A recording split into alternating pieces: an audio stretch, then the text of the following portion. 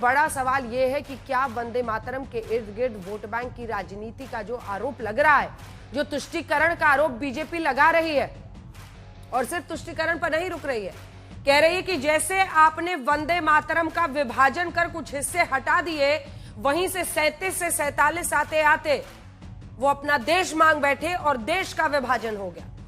आज राज्यसभा की बहस में अमित शाह ने जब विपक्ष के अलायंस द्वारा राष्ट्रगीत न गाने का आरोप लगाया तो कांग्रेस नेता जयराम रमेश ने कहा प्रमाण दीजिए, प्रमाणित जानकारी मांगी। इसी के बाद अमित शाह ये चिट्ठी लिखते हैं, तमाम नाम देते हैं, उसके लिंक देते हैं।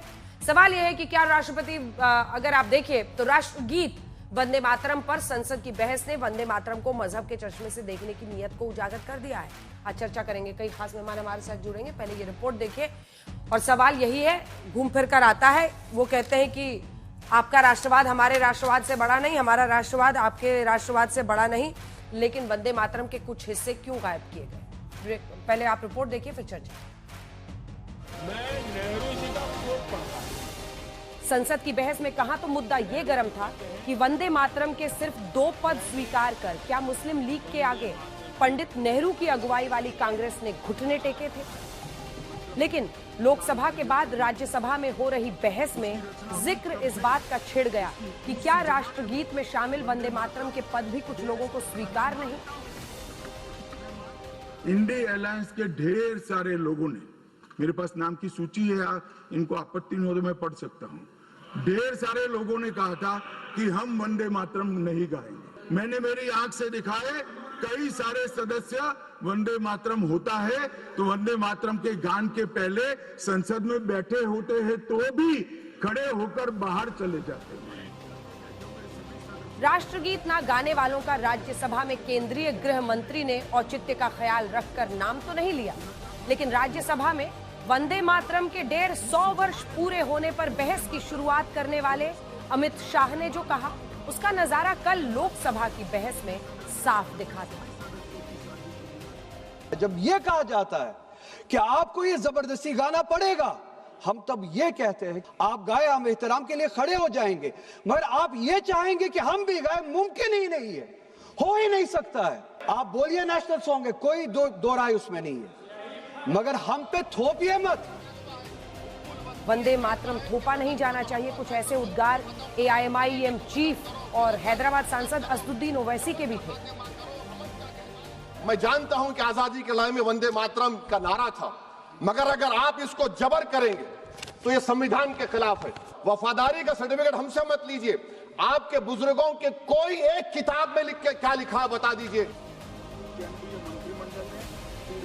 मजहब का सवाल बनाकर वंदे मातरम पर संसद से कुछ लोगों का ऐसा इनकार सामने आया तो आज जमीयत उलमाए हिंद के अध्यक्ष अरशद मदनी ने एक्स पोस्ट में लिखा, हमें किसी के वंदे मातरम पढ़ने या गाने पर आपत्ति नहीं है, लेकिन मुसलमान केवल एक अल्लाह की इबादत करता है और अपनी इबादत में अल्लाह के सिवा किसी दूसरे को शामिल नहीं कर सकता। ये किसी भी मुसलमान की धार्मिक आस्था के खिलाफ है, इसीलिए किसी को उसकी आस्था के खिलाफ कोई नारा या गीत गाने के लिए मजबूर नहीं किया जा सकता। इस बीच वंदे मातरम के विभाजन पर निशाने पर आई कांग्रेस ने अपना पक्ष रखने की कोशिश की। वंदे वंदे, आप भी जरा बोलिए, आप तो सो गए, सोने दो, क्योंकि जब मुल्क जागता रहेगा वो सोते रहे तो ही अच्छा रहेगा। वंदे मातरम के सिर्फ 2 पद स्वीकार करने पर उठ रहे सवालों पर कांग्रेस का कहना है कि ऐसे सवाल राष्ट्र नायकों का अपमान है। इस मुद्दे पर एक नया विवाद खड़ा करके मोदी जी ने न केवल राष्ट्रीय नायकों का बल्कि विशेष रूप से गुरुदेव रविंद्रनाथ टैगोर का भी अपमान किया। यह नेताजी सुभाष चंद्र बोस का भी अपमान है, जिन्होंने वंदे मातरम को स्वतंत्रता संग्राम की धड़कन बना दिया, और उसी पूरी पीढ़ी का भी अपमान किया जिसने जेलों की यातनाएं नहीं सही, लाठियां खाई और इस गीत को अपने हृदय में रखकर देश के लिए प्राण न्यौछावर कर दिए।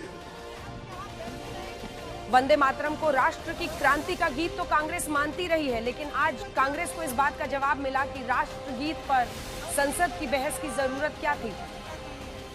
लोकसभा में प्रश्न उठाया था कि आज वंदे मातरम पर चर्चा की जरूरत क्या है। वंदे मातरम पर चर्चा की जरूरत, वंदे मातरम के प्रति समर्पण की जरूरत वंदे मातरम बना तब भी थी, आजादी के आंदोलन के वक्त भी थी, आज भी है। वो वंदे मातरम के महिमा मंडन को